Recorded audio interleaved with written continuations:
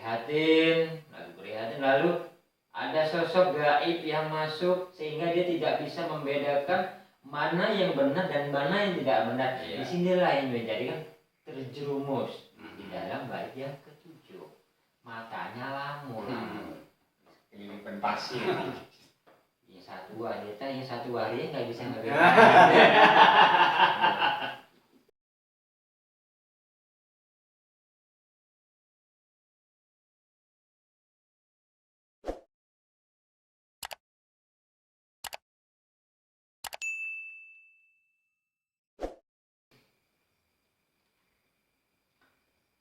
Ini cerita ini pada hakikatnya Sabda Jati ini hanya sekedar untuk mengelengkan kepada si Ronggowarsito itu sendiri. Dia yang menciptakan, dia sudah menjalani sehingga dia bisa menulis dan memberikan Sabda Jati. Sabda itu perkataan yang sejati, ya. Perkataan. Oke. Ini saya Kiseno nih, apa lanjutannya? Ada yang ini 56 dan 78. 7 dan Oh ya 78. Gimana isinya Kiseno? Yang isinya ya itu tadi apa yang disampaikan sama Mbak Tripa, ya tidak kalah pentingnya untuk isi daripada serat Sabda Jati. Yang isinya itu Sekar Mocopat Megatro. Yang kira-kira syair dan liriknya kan seperti ini, Mas Wisnu. Parandene kabeh kang samya andulu. Ulat kelilipan wedi. Akeh kang pada sujud. Kinira yen Jabarail kautus dening Hyang Manon. Pupuk yang ketujuh, yang artinya namun demikian bagi yang melihat bagaikan matanya kemasukan pasir. Orang kemasukan pasir kan dalam penglihatannya kan samar, tidak bisa membedakan mana yang baik dan mana yang jahat. Siwer. Makanya kalau dalam penglihatan itu samar, nah bisa salah pilih. Yang jahat malah disukai. Ya dikira itu utusan Tuhan. Seperti itu. Yang lihat itu lamur. Lamur. Ya, orang bisa lamur kan kita tidak bisa melihat. Dengan jelas. Kalau sudah tidak bisa melihat dengan jelas, dengan kesamarannya itu karena kemasukan pasir, malah kita salah pilih, malah yang jahat dikira utusan Tuhan. Gimana nantinya itu? Itu kira-kira seperti itu maknanya, Mas. Pupuk yang ketujuh, ya isi dari serat Sabda Jati yang namanya Sekar Megatro. Yang selanjutnya, nah untuk yang ke-8, yen kang uning marang sak jatining dawuh, kewuhan sak jroning ati, yen tiniru ora urus. Uripe kaesi-esi. Itu yang ke-8. Yenirua dadi asor. Itu yang ke-8. Nah, yang artinya namun bagi yang bijaksana sebenarnya repot di dalam pikiran. Karena melihat contoh-contoh tersebut. Tapi bila mana contoh-contoh itu diikuti, hidupnya akan tercela. Akhirnya menjadi sengsara. Itu seperti itu.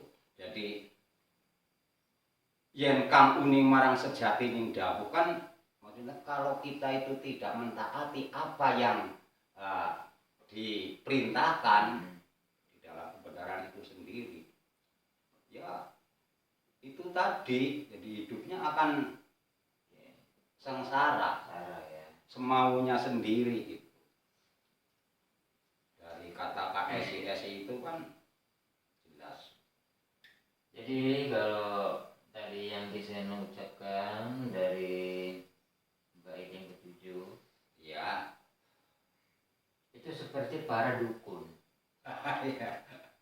Pada saat dia puasa, pada saat dia ini tiba-tiba ada yang hadir. Aku Sunan Kalijogo. Iya, dia mengerti, iya. Karena yang namanya makhluk halus itu kan bisa menyerupai, bukan sejatinya. Kan begitu. Jadi sehingga pada saat di dalam pupuh itu yang bait ketujuh, kita balik ke 5 dan 6 karena sudah melawan hawa nafsu untuk berbuat kebaikan, berbuat segalanya, ikutin perintah Allah, perintah Tuhan, ngikutin Allah, perintah daripada sesepuh dan para guru, sehingga timbullah bahasanya dalam zikir, sasmita, atau didatangin bahasanya hodam, atau bisa yang disebut juga didatangin bangsa horin, jin juga, bangsa jin segala macam. Dia bisa menyerupai apa aja, sehingga yang si hamba ini tadi yang sudah menyucikan diri atau dulu berzikir, dia nggak tahu mana yang sejatinya, sehingga dia luput di dalam kegaiban sasmita, sehingga berbeda. Artinya gini, dia berusaha untuk melawan hawa nafsu untuk dengan satu tujuan apa ya, untuk menjalankan hidup ini lebih enak. Karena dia menjalankan dengan laku prihatin, adalah di kemarin nggak salah prihatos ya. Lakukan prihatin, lalu ada sosok gaib yang masuk sehingga dia tidak bisa membedakan mana yang benar dan mana yang tidak benar. Disinilah yang menjadikan terjerumus di dalam bait yang ketujuh. Matanya lamun. Ini penpasir. Yang satu wanita, yang satu hari nggak bisa ngebedain. Nah, di dalam kategori ini juga sama. Artinya kita juga nggak bisa membedakan antara yang baik manapun yang tidak baik, karena casingnya baik, bagus. Pada hakikatnya pengalamannya dia yang tidak baik, sehingga pengalamannya itu yang muncul daripada kebaikannya yang muncul. Di dalam bait yang ke-8 tadi yang dikatakan Seno, ada di dalam apa tadi? Melihat kuping apa? Melihat yang namun bagi yang bijaksana. Bagi yang bijaksana. Sebenarnya repot di dalam pikiran karena melihat-lihat contoh-contoh tersebut. Nah, memang setiap otak manusia itu terlalu repot. Di dalam bait 8 repot mikirin dunia. Nggak ada habis-habisnya. Si A beli kulkas 2 pintu, kalau bisa 3 pintu. Jadi bahasanya repot mengarah ke sana sehingga lupa kepada ibadahnya. Seperti itu. Wah, repotnya orang kaya nih. Jadi ini otak ini dibikin pusing, dibikin rumsing. Sehingga terjadi bahasa itu, kalau dia bijaksana, dia tidak akan tergoda. Dia tidak tergoda ya. Dia punya kemampuan untuk beli sesuatu yang lebih standar, ya kita nggak usah repot mikirin. Jadi otak itu nggak perlu banyak. Jadi kita terbelenggu dengan otak. Ya benar Ronggo Warsito yang disebut dalam bait 8. Jadi apapun yang dilakukan, pada saat laku prihatin, pada saat laku apa aja, tidak mengharapkan sesuatu. Kalau mengharapkan sesuatu, repot otak.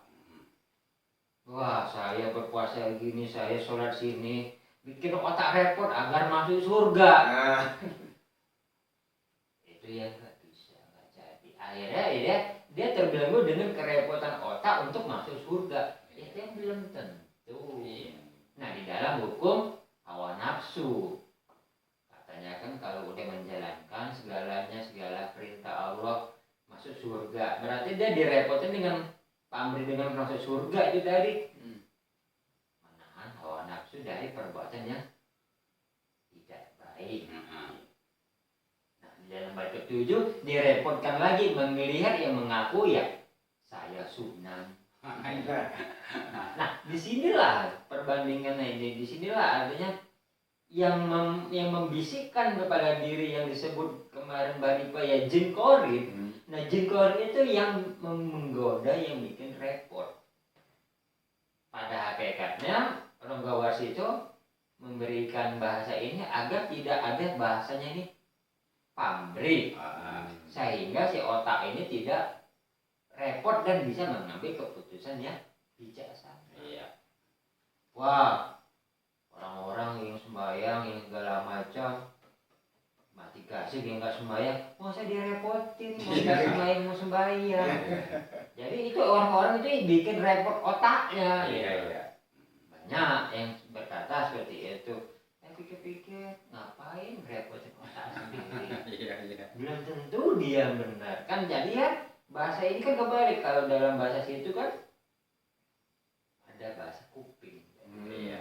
Nah bahasa kuping, karena yang paling repot di dalam tubuh ini yaitu kuping. Karena apa? Berita semua kita masuk bikin repot otak. Tapi ya sedikit-sedikit ya represi, ya berkecimpung sedikit lah, atau ya hanya simpan dengar. Tapi tadi dikembalikan lagi, kalau orang tanya repot berarti timbul lagi itu tadi si jin korin. Repot di situ, repot dunia, keduniawian, dan yang ketujuh repot pada saat zikir. Wah ini datang ini nanti ini mbah apa ya. Nah disitulah salah-salahnya. Artinya kan Rongga Warsito ingin mengajarkan cara-cara Kanjeng Nabi yang tidak mengharapkan segala sesuatu, hanya ingin melebur dosa. Jadi kalau udah maksudnya ingin melebur dosa berarti ya seadanya dia melaksanakan, dia tidak merepot angan-angan masuk surga, dia tidak repot angan-angan manggil kiai siapa, apa Syekh Maulana Malik Maghribi, itu nggak repot. Yang penting dia melebur dosa. Tapi kalau dia merepotkan nggak bijaksana, berarti di sini bahasanya pamrih. Kalau tidak bijaksana kan bahasanya tadi, ujung-ujungnya kan bijak.